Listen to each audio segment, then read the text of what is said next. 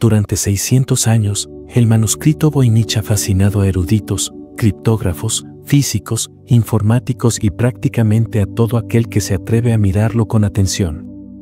Es uno de esos enigmas que dejan atónito incluso al más escéptico. Y ahora, un investigador en Alemania afirma haber hecho lo imposible, descifrar el libro más misterioso del mundo. ¿Será cierto? ¿Qué dice exactamente este libro? ¿Se han revelado finalmente los secretos del manuscrito Voynich? ¿Acaso un egiptólogo alemán ha logrado lo que generaciones de expertos no pudieron? Él, al menos, lo cree. Pero antes de entrar en sus afirmaciones, retrocedamos un poco. El manuscrito Voynich es un códice medieval compuesto por unas 240 páginas, escrito en un lenguaje que no ha sido descifrado hasta hoy. Está plagado de dibujos extraños, plantas que no existen en ningún registro botánico, símbolos astrológicos fuera de lo común y, curiosamente, muchísimas ilustraciones de mujeres desnudas. Sí, especialmente en el centro del libro. Esa sección es, digamos, bastante picante. Este manuscrito escapa a toda clasificación tradicional. Es incomprensible. Y lo ha sido para todos. Criptólogos, empleados del FBI, matemáticos renombrados, científicos medievalistas, lingüistas de élite, incluso Alan Turing, el genio detrás del desciframiento del código Enigma, lo intentó. Pero no pudo. Imagina, un libro entero, escrito en un idioma que nadie conoce, en páginas hechas de piel de becerro del siglo XV, marchitas por el tiempo. Y lo que quizá no puedas imaginar es su contenido gráfico. Ilustraciones extrañas, perturbadoras incluso, mujeres desnudas en bañeras. Bañeras con ventanas. Bañeras en forma de órganos reproductivos femeninos. Líquidos verdes. Más bañeras y más mujeres. Por todos lados. Estas imágenes se mezclan con dibujos de flores en forma de estrella, enredaderas silvestres y estructuras botánicas imposibles. Todo está cuidadosamente oculto en las páginas, como si cada ilustración fuera un acertijo en sí misma. Los historiadores han intentado clasificar el contenido dividiéndolo en secciones: verbal, astrológica, farmacológica, ósea y también, de forma más especulativa, teológica y biológica. Pero ninguna categoría parece contenerlo del todo. El estudio sobre el manuscrito Voynich, o mejor dicho, el estudio sobre el estudio de Barth. Eso tiene más sentido. La sección verbal está repleta de elaborados dibujos de plantas no reconocidas. Sus hojas son retorcidas, espinosas, algunas gotean, otras se despliegan en pétalos anchos que parecen tener vida propia. En una de las páginas, aparece una criatura marina, una mezcla entre un dragón y un caballito de mar masticando una de estas hojas. Parece que quien creó este libro no solo ilustraba, también experimentaba. Tal vez incluso preparaba té con esas plantas. Eso explicaría algunas cosas. En la sección astrológica, las páginas se transforman en verdaderos mapas del cielo nocturno, con constelaciones complicadas y símbolos desconocidos. Estas imágenes están entrelazadas con figuras femeninas desnudas, que sostienen estrellas o emergen de tubos. No hay sirenas. Y no es solo una página central. Aquí hay un patrón repetido. Algunos investigadores sostienen que la sección astrológica es la más traducible. De hecho, se pueden identificar constelaciones como Piscis, Tauro y Sagitario, aunque están ligeramente distorsionadas. No son idénticas a las que conocemos, pero hay semejanzas. Aún así, no dejan de ser desconcertantes. Luego viene lo más extraño. La sección lógica, si es que se le puede llamar así, es, sin duda, la más surrealista.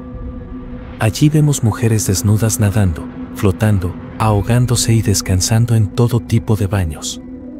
El círculo del agua se repite en múltiples formas: bañeras, agujeros en el suelo, ríos serpenteantes como tuberías, baños con forma de sistema reproductor femenino. Esta sección es la más famosa del manuscrito, y es fácil ver por qué. Durante siglos, los estudiosos se han preguntado por qué el autor estaba tan obsesionado con las mujeres en bañeras. En la sección farmacológica, la cosa no mejora en cuanto a claridad.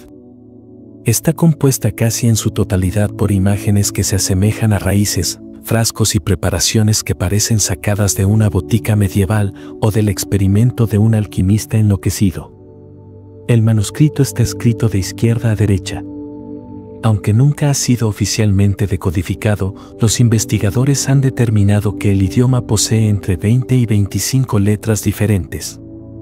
Sin embargo, en 1960, la criptanalista Elizabeth Friedman concluyó que nadie entendía cómo encajaban realmente esas letras. Ninguna estructura lógica parecía sostenerlas. Cualquiera que ha intentado traducirlo se ha enfrentado a la misma experiencia, una frustración total, aplastante, casi existencial. Lo mismo ocurre cuando uno intenta comprender el ritmo del libro. Hay una cadencia, pero no se deja atrapar. Las teorías sobre el manuscrito Voynich son infinitas. Algunos piensan que fue escrito por filósofos en un código tan complejo que solo ellos podían comprenderlo. Pero, entre todas las teorías que circulan sobre el manuscrito Voynich, mi favorita es, sin duda, la de los extraterrestres. Sí, has oído bien. Si buscas en Google las palabras Voynich y extraterrestres, te sumergirás en un universo de ideas fascinantes. Algunas sugieren que el manuscrito contiene un lenguaje que no se encuentra en ningún otro lugar del planeta. Y dado que sus páginas muestran mapas estelares desconocidos para nosotros, la hipótesis toma fuerza. ¿Y si el manuscrito Voynich fue creado por un ser no terrestre? Según esta teoría, durante los años 1400, una nave alienígena habría aterrizado aquí, sabiendo que la humanidad aún no tenía la tecnología suficiente para regresar a su planeta. Tal vez ese visitante decidió pasar el resto de su vida en la Tierra y el manuscrito fue su legado, un diario, un código o quizás, simplemente, un libro para colorear cósmico. Internet, claro está, se deleita con esta posibilidad. Tras cientos de años de intentos fallidos de traducción, parecía que ninguna teoría tenía bases sólidas. Pero en junio pasado, un hombre afirmó haber descifrado el código de una vez por todas. El egiptólogo alemán Rainer Artig aseguró que el queso Voynich, como irónicamente lo llamó alguien en la red, está escrito, en realidad, en hebreo. Artig llegó a esta conclusión considerando que el texto debía pertenecer a una lengua semítica. Dado el contexto visual europeo del libro, redujo las opciones a 3, árabe, arameo o hebreo, que eran idiomas conocidos por los eruditos europeos de la Edad Media. Estableciendo conexiones entre ciertos signos del Voynich y caracteres hebreos, afirmó haber traducido las primeras palabras y luego oraciones completas. Pero incluso él admitió, pasarán años antes de que logremos traducir todo el manuscrito. ¿Y qué dice hasta ahora? En su mayoría, galimatías. Los expertos en hebreo antiguo no están convencidos de que Artig haya descifrado algo realmente coherente. Encontraron múltiples errores, lagunas y extrapolaciones forzadas en su interpretación. Según ellos, Artig ha tomado demasiadas libertades con el idioma, intentando forzar un significado donde simplemente no lo hay. Y no es el primero. En las últimas décadas, se han publicado al menos 60 soluciones al enigma del Voynich. Todas han sido eventualmente descartadas o refutadas. Uno de los casos más sonados fue el de David Cheshire, investigador de la Universidad de Bristol.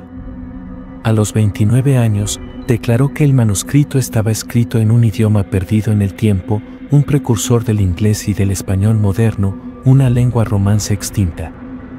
Aseguró haber sentido un momento eureka al comprender la magnitud de su hallazgo. La noticia fue un verdadero tsunami mediático. Pero, como suele suceder, fue expuesta con la misma fuerza con la que emergió. Investigaciones fallidas, falta de revisión académica y una apresurada publicación convirtieron su propuesta en un desastre embarazoso. Como escribió Ars Technica tras la polémica. Otro día, otra afirmación dudosa de que alguien ha descifrado el manuscrito Voynich.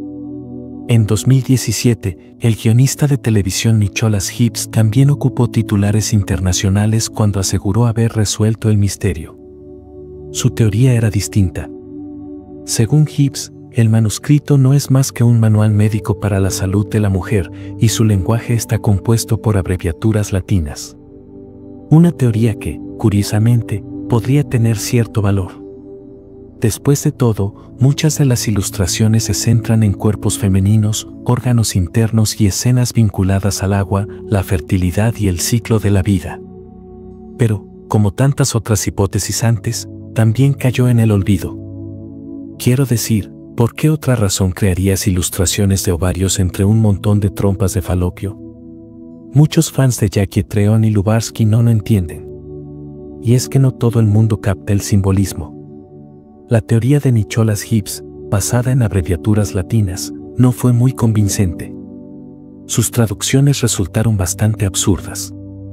Pero eso no sorprendió a nadie. Desde el principio, Gibbs carecía de credibilidad.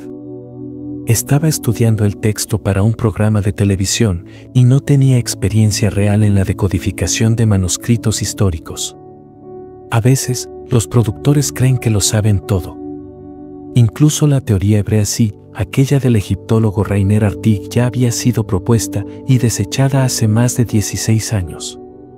En ese entonces, un grupo de científicos informáticos afirmaba haber encontrado frases completas del manuscrito en hebreo. ¿Y cómo probaron su teoría? Simple, ingresaron letra por letra en Google Translate. Literalmente. Según sus hallazgos, la primera frase del manuscrito decía: ella dio las recomendaciones a los sacerdotes de la casa, a mí y al pueblo. Parecía legítima, al menos para ellos. Pero no hubo un solo experto en hebreo que respaldara su traducción. De hecho, se dijo que ni siquiera era coherente. Aunque el lenguaje del manuscrito Voynich sigue siendo completamente desconocido, su historia es al menos un poco menos misteriosa, si ignoramos algunos siglos perdidos. Historiadores de la Universidad de Arizona examinaron el libro entre 2009 y 2018.